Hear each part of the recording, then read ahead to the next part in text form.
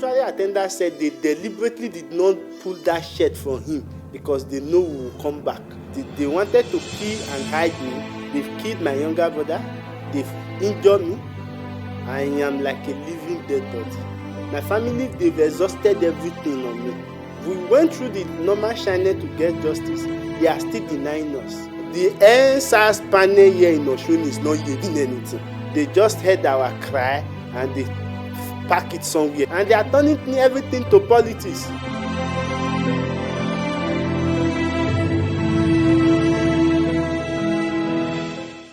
On Tuesday, to be precise, on April 25th, 2017, on Tuesday around 10 a.m., I and my late brother, who was killed in this unfortunate day, went to visit a cousin.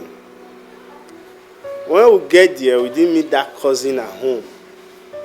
So we called him. He said he was in Osogbo, he was coming. Later on, around 15 minutes later, this time it was around 11:25 a.m., I heard a gunshot. I tried standing up. That was all I could remember.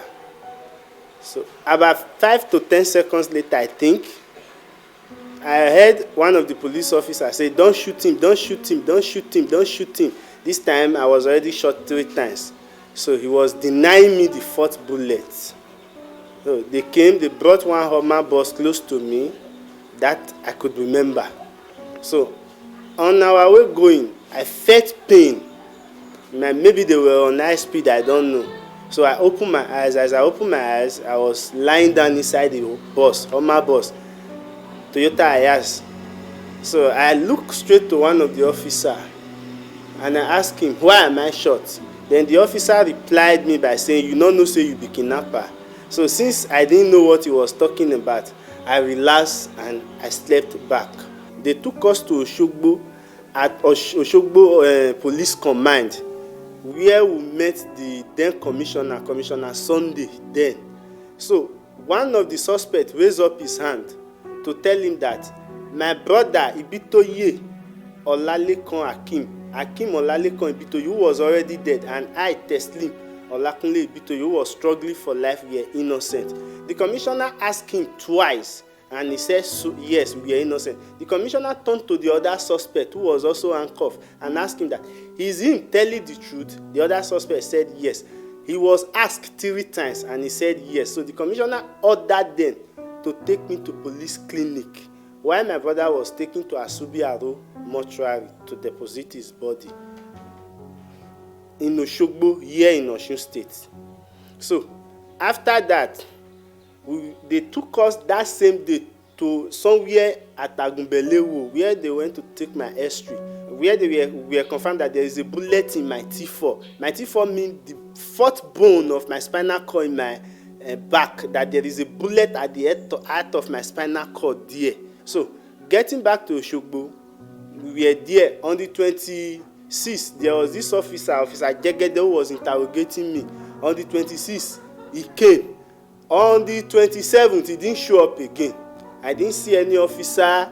They didn't talk to me. One of the officers told me that they will release me for my lawyer, that they've seen the case. But unfortunately, around 2 or 3 a.m. on 28th of April 2017, they came to pick us. They drove us. I didn't know where we were going. I just know they handed us from Ilos to the bus. So they were driving us. We were just going on till I realized, I suspect we were in Akure, something like that. From there, they were still driving with that wound and pain in my body, and they've confirmed I'm innocent. They did not call my family, they did not do anything. They drove me to Abuja on road with those pain, 3 bullets to my body, and we got to Abuja around 3 p.m. Plus, then getting to Abuja, we were left inside the bus because we didn't meet the Oga Kolo. They were waiting for one of their Oga. They were calling him Oga Kolo, Oga Kolo, Oga Kolo. So we were waiting for that Oga Kolo till around 5 p.m. So as we were there waiting for Oga Kolo, the officer that saved me, Officer Bongwe, left the bus. Some of the officers came and we were telling the other younger officer that can't you see you brought a case to us? You've over-injured this innocent man. You would have just finished him. This one that you brought him like that now, he's a case. Or can't you see he's a case? So about 5 p.m., around 5 p.m. on that April 28th, a man drove in with picnic Toyota car. He was putting on this long Senegal kaftan. He came out, a fair tall man. So he was the Oga Kolo they were waiting for, who happened to be Abba Kyari, the Nigeria Abba Kyari Super Cup. So when he came, he just checked on us. He didn't say much. They went inside. Less than 2 minutes, they came out. When they came out, he asked the other 2 suspects to come down for a photo. So they wanted to bring me down. He disagreed that why would they bring me down? How would they confirm that I am innocent? So why are they involving me? That they should let me be. So they left me alone. After that one, he told them to take me to hospital. It was in my presence that he ordered them to take me to hospital. That they should take me to any hospital where they can take care of me. That he's not willing to hear anything. He turned his back and went inside. So they took me to the first hospital that day. They were still driving me around the town. Nothing with the pain, nothing. I was still bleeding. Even at the 3rd day. Still bleeding little by little because there was no treatment, nothing on it. So, first of all, they took us to one hospital, which was the National Hospital, Abuja National Hospital. They said there was no space. We left. They took us to another private hospital, which they said 38,000 naira a night. The officer Bongwe came out to tell me that this hospital said they can treat you, but it's 38,000 naira a night. No, he said the hospital said it is 38,000 naira a night. I said no. Me, I won't go inside this one. No. My life is not secure. He asked me to go inside. I said no. So they took me away from there. They took me to National Abuja Teaching Hospital, Gwagwarada. This time it was around 8 p.m. at night. Getting there, they take us to the emergency. So when we get to emergency, since it was a bullet wound, the doctors refused to attend to us. So they went and meet the police. They were arguing. So I asked the doctor, I overheard the doctor telling them that we know you people. We know why you are here. So who is the innocent? So after about 3 minutes, they came to us. Officer Bongwe pointed to me saying, as for now, this man is 93% innocent. And the doctors now said, yes, we know you. So they just abandoned them. They didn't talk to the police officer again. They came to me. They were about 6 doctors. They were not the one questioning me. That night, I have to go for 4 scans. That is 4 X-ray. That same night, they took us to Abuja. The first X-ray, the second one, until they now asked me to go for a side X-ray. That was when they now discovered that the bullet is lodged at the center. So after that, they had 3 days. I was in the emergency for 3 days. So after 3 days, I was admitted into ward. So we were there. They were taking me for different scans. They did about 3 major scans on me with machines. They discovered that they could not remove the bullet, not here in Nigeria. That there is nothing they can do about it. That bullet cannot be removed here in Nigeria. So I was there. So luckily for me, my body started to recover little by little on its own because the doctor said they would just wait for nature to heal me. So they were giving me some few drugs after the major test.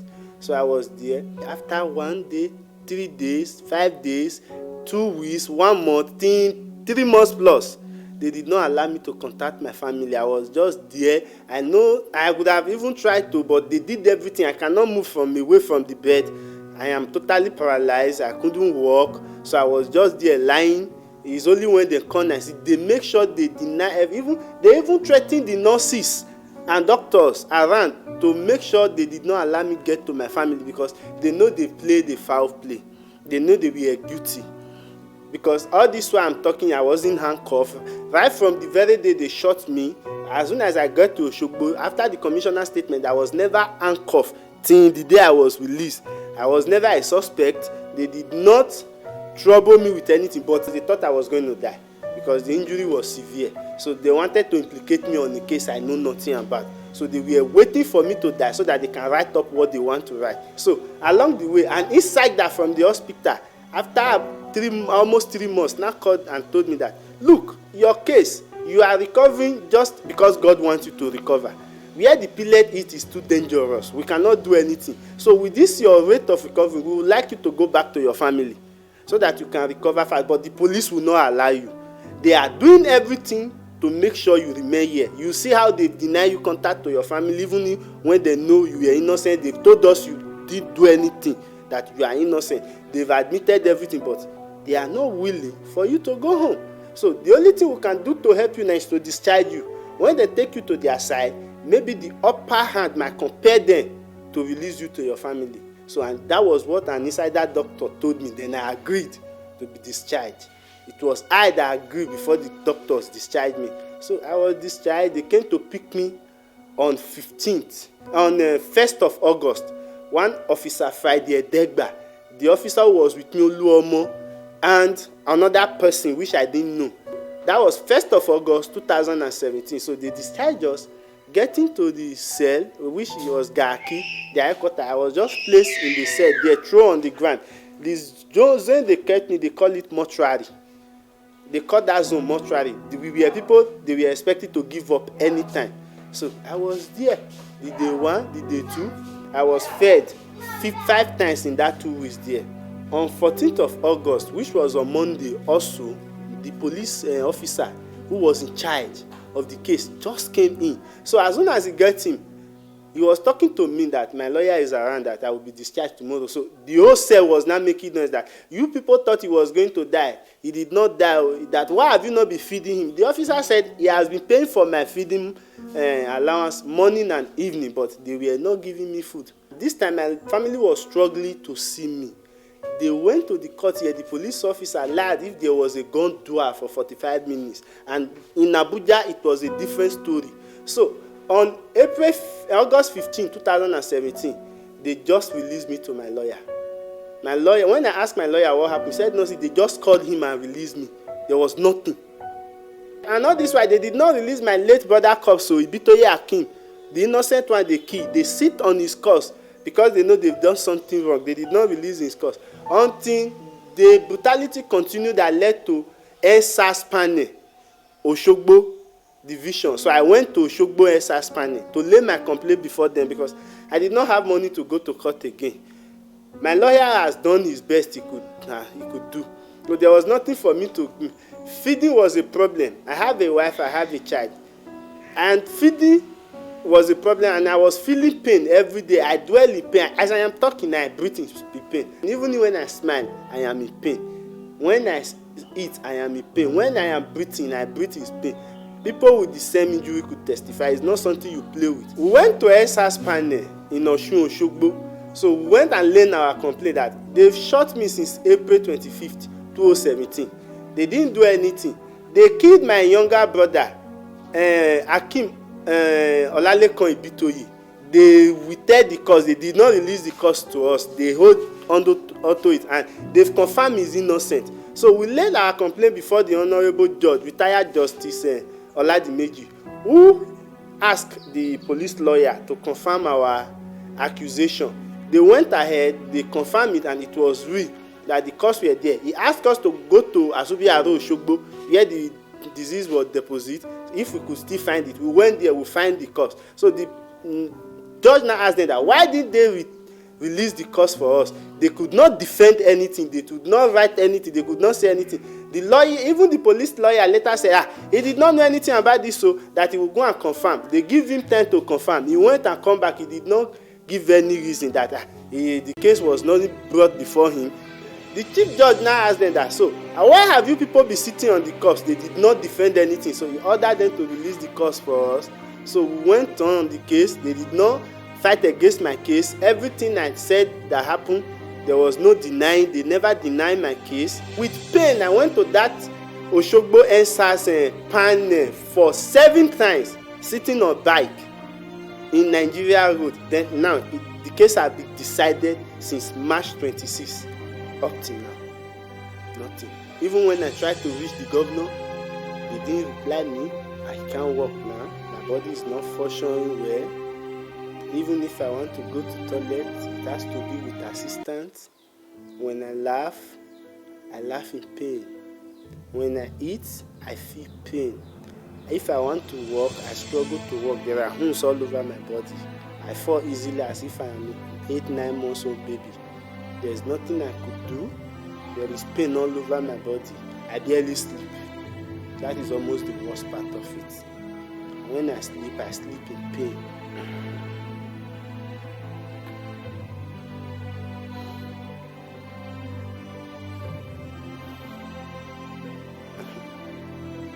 I am living in the air. It might sound funny, but believe me, everybody has their own nature. I smile when I'm in pain. I am really living here.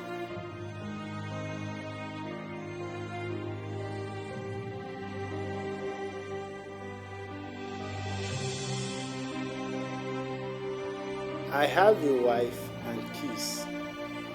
I need to go to hospital for medical bills. All these are impossible. I am like a living dead body. If Abba Kyari and his team could confound my innocence, what else? But the level of the damage they've done is there. They've killed my younger brother. They've injured me. There is a pellet in my back. I live like a dead man now. Here in Nigeria, there is no justice. We went through the normal channel to get justice. They are still denying us. I can't take care of myself anymore. My family, they've exhausted everything on me. I can't kill them. They've all done their best. What else can I do? I need assistance. I need people to help me. I need government to come into my issue.